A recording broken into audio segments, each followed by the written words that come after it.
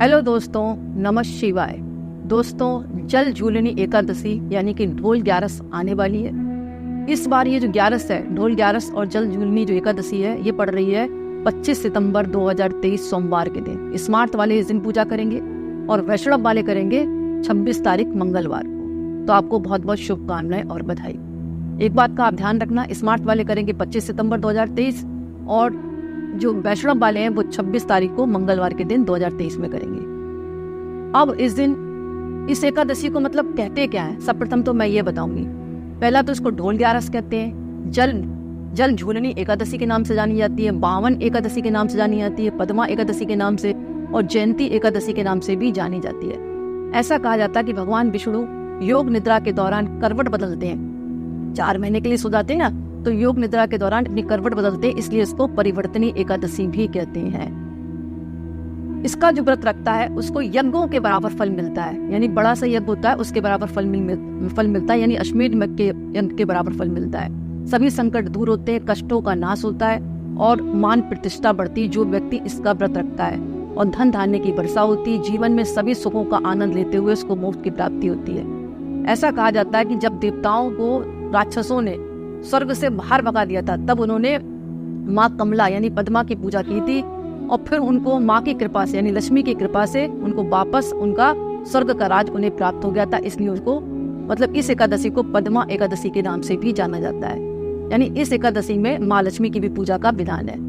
और शास्त्रों में यह भी कहा गया कि भगवान विष्णु के 52 अवतार की भी पूजा की जाती है, जिससे पापों का नाश होता है और वैकुंठ की प्राप्ति होती है। जल झूलनी एकादशी विष्णु के अवतार श्री कृष्ण का मतलब पहला धार्मिक संस्कार हुआ था। जन्माष्टमी पे तो पैदा हुए थे वो, लेकिन श्री कृष्ण का जो पहला कहते हैं ना धार्मिक संस्कार होता है, वो सूरज पूजन जो है वो इसी दिन हुआ था। इसको कहते हैं जलवा पूजन। तो ऐसा कहा जाता है जो लोग कृष्ण जन्माष्टमी का व्रत नहीं रह पाते, वो ये जल झूलनी एकादशी का व्रत रखते हैं, तो उनको बराबर फल मिलता है और उनकी संतान की वृद्धि होती है, दीर्घायु होती है और स्वास्थ्य अच्छा रहता है। और ढोल ग्यारस भी कहा जाता है। इसको क्यों कहा जाता है? क्योंकि भगवान विष्णु और लक्ष्मी का एक मतलब सिंहासन बनाकर गद्दी निकाली जाती है ढोल बाजे गाजे के साथ, इसलिए इसको ढोल ग्यारस भी कहते हैं। दोस्तों, इसकी पूजा आपको किस प्रकार करनी है? सब प्रथम अगर हम व्रत रख रहे हैं तो संकल्प करें, प्रातःकाल स्नान करें, सूर्य भगवान को अर्घ्य दें, उसके बाद चौकी स्थापित करें। जैसे आप सभी को पता है कि भगवान को पीला वस्त्र पसंद है, तो पीले वस्त्र स्थापित करें, भगवान की कोई प्रतिमा रख दें विष्णु लक्ष्मी की, और विधिवत केसर से तिलक करें, दक्षिणावर्ती शंख से मतलब दूध और केसर डालकर उनका पंचामृत स्नान कराएं। उसके बाद पीले फूल है, पीले फल है, पीले मिठाई है, उनको भोग में अर्पण करें और उनकी आरती करें। प्रेम से विष्णु सहस्रनाम का पाठ भी कर सकते हैं। पद्मा एकादशी है तो इसलिए माँ लक्ष्मी की भी पूजा का विधान है। तो इस तरह आप उनकी पूजा करें और ओम विष्णवे नमः या ओम नमो भगवते वासुदेवाय का जाप करें आप। और आरती करने के बाद जो प्रसाद है वो खुद भी खाएं, अपने बच्चों को भी दें और छोटे छोटे बच्चों को भी बांट दें। दोस्तों, इस कथा मतलब जो एकादशी है इसकी एक कहानी आती है, जो मैंने आपको बताया कि जल झूलनी एकादशी, ढोल ग्यारस है, पद्मा एकादशी है, जयंती एकादशी है। इसकी एक कहानी आती है कि त्रेता युग में दानवों का राजा बलि था। तो जो बलि था ना, उसने क्या किया था, मतलब तीनों लोगों पर अपना अधिकार जमा लिया था, देवताओं को बाहर निकालकर खदेड़ दिया था। अब जो छोटे मोटे देवता थे वो भगवान विष्णु के पास गए कि हे भगवान, हमें बचाओ, हमें स्वर्ग का राज पूरा दिलाओ। वो तो तीनों लोगों पर अधिकार जमा लिया बलि ने, राजा बलि कौन था? दैत्य था।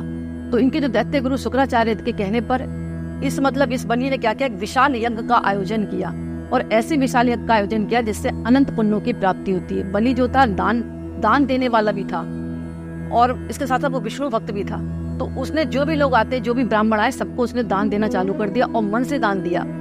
इसी में भगवान विष्णु ने, क्योंकि वहां जो थे देवता पहुंच गए थे कि भगवान हमारी रक्षा करो, उसने तीनों लोगों पर अधिकार जमा लिया है, तो इन्हीं में भगवान विष्णु जो है एक गरीब ब्राह्मण बनकर पहुंचे और बलि से मतलब दान मांगने लगे।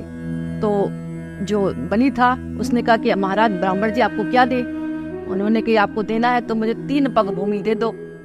तो जैसे 3 पग भूमि मांगी तो बलि बोलने वाला था, तो दैत्य गुरु जो शुक्राचार्य थे उन्होंने मना कर दिया, लेकिन फिर भी उसने कहना नहीं माना।